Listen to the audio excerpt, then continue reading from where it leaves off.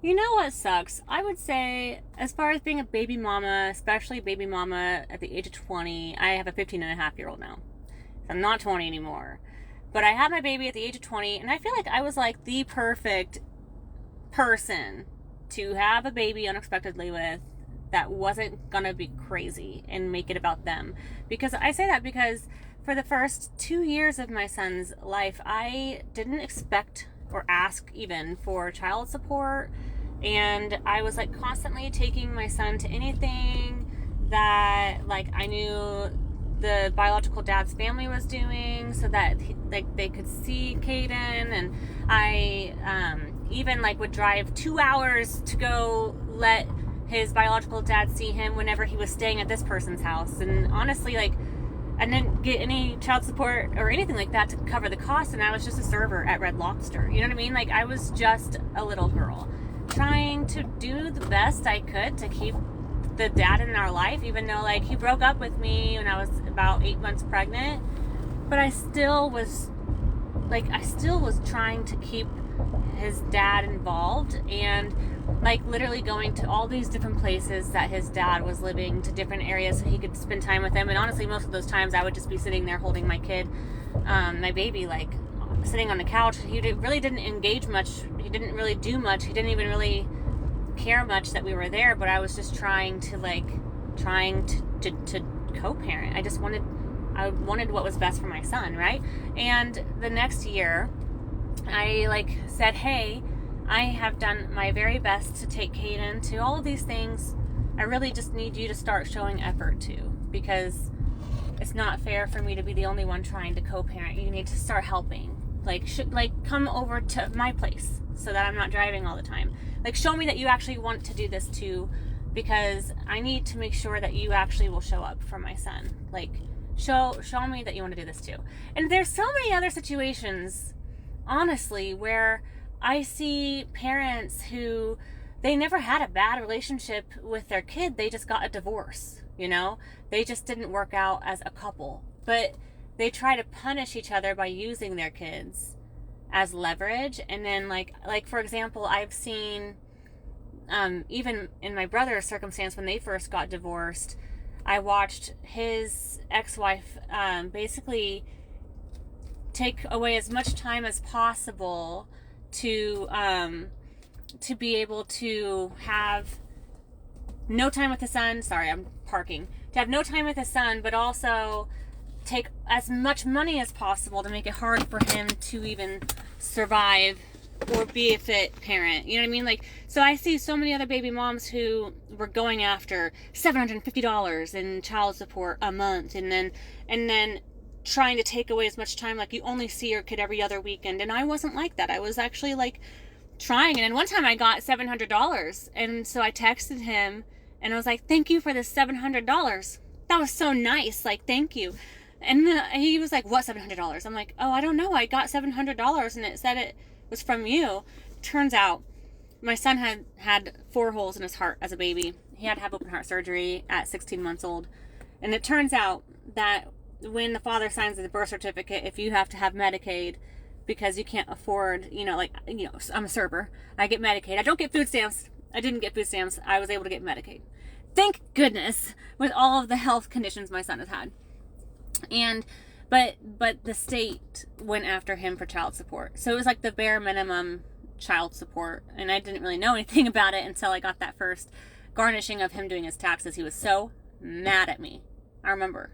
And I was just like, oh. And he was mad at me because he thought I was like going after his money. $700 for the whole year? That's nothing, honey. That's nothing in comparison to what so many other dynamics do, right? I just feel like it's funny, and it's also so sad, because in a different world where I might not have had a positive relationship with this other person and we didn't work out as a couple, in a different world I would have been able to co-parent easily, because I wasn't trying to keep my son away, and neither was, like neither would the father. And there wasn't any fights about money. There wasn't any fights about anything. It was just I wanted to do the right thing, right? And it's funny because then doing the right thing changes after he messages saying he doesn't want to have anything to do with your child when your child is 2, and you're like, okay, that's fine.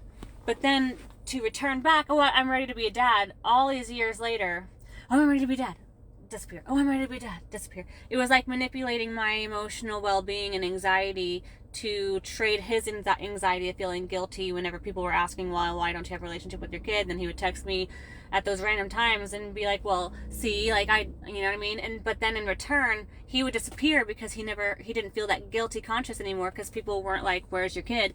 Because he would be like, well, she, either she keeps him away from me, or see, like I'm involved, like whatever it was that would initiate that random message when my son was like 2, when my son was 4, when my son was 6, when my son was 8, you know what I mean? Like, it would go years and years and years until finally he had to do, I'm ready to be a dad, I want to be a dad, super self-motivated thoughts. But I had told him years before, if you want to be actively involved, you're going to need to do paperwork so that you can be held accountable for your words, right?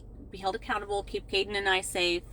It just makes everything safe at that point, because there were a lot of things that he actively did that didn't put us at the best interest of the situations he put me and my son into when we were younger. And I as a mature mother now see those things, and as an immature young little girl just trying to do the right thing, I did not see how easily manipulated I was into the wrong situations to benefit, just him and not me.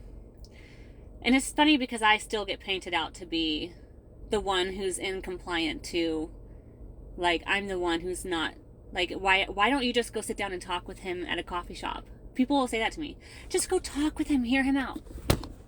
How does this turn around on the same person who had to work 5 jobs to make ends meet and still had to sell her living room furniture one time to make ends meet, and made it into a fun camping experience for her child, who didn't know that I just needed to make sure we still had a house over our head, because having a house and having electric was more important than having a couch and a TV and end tables, and then I figured it out. You know what I mean? I figured it out.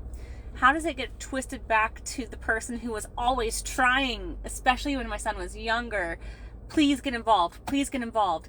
Please get involved. Please get involved. And he would always come in, and I would let him come in when he wanted to, but then he would leave just as quick, right? And it's just like, there has to be accountability, because my child's going to get older and notice your behavior patterns. You have to be in, or you have to be out. And it wasn't me digging him for money. It was me digging him for time, right? It's one thing to be like, I can't afford it, and then not want to be involved. It's another thing to just not want to take the time to do it because you want to do whatever else instead, right? But yet I still get turned out to be the bad guy that raised my child all by myself, and now have boundaries that you have to uphold in order to gain access, because my child's heart is now aware. Does that make sense?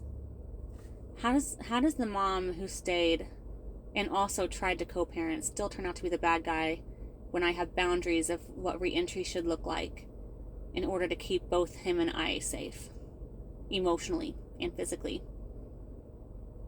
But I'm the bad guy because I'm not willing to do the work to help him be able to make it right. It's not my responsibility to make it right for you. I shouldn't have to look up who to call to schedule all of this for you. I shouldn't have to be the one to hold your hand and teach you how to make it right for me, for my son. And when you come back, you shouldn't be so self-focused about, I felt this and I felt that and I felt this and that's why I did that and I'm sorry. Just very self-motivated, very self-focused still, and not focused at all on the actual things that were done and the actual cost of re-entry for your son. You know what I mean? I just feel like I was the perfect candidate for another life. But I still get painted out to be the bad guy. One thing's for fact, I have never kept my child away from having a relationship with his father. I was the one actively pursuing that relationship. Even years after he said he didn't want to be a dad, I would always be like, okay, well, just, he'd randomly come in, I'd go into this emotional anxiety spiral, and things were finally feeling safe again, and then boom, he'd come in and make me petrified. What's going to happen? Is he going to take my son? You know what I mean? Because there's no paperwork, and then he would never follow through. This time, I'm like, whatever, dude. Okay, can you give us this summer? Let me enjoy the summer. Here's my terms. Here's my mediation. At this point, like, I've never kept him away. you've just been the one who never stayed.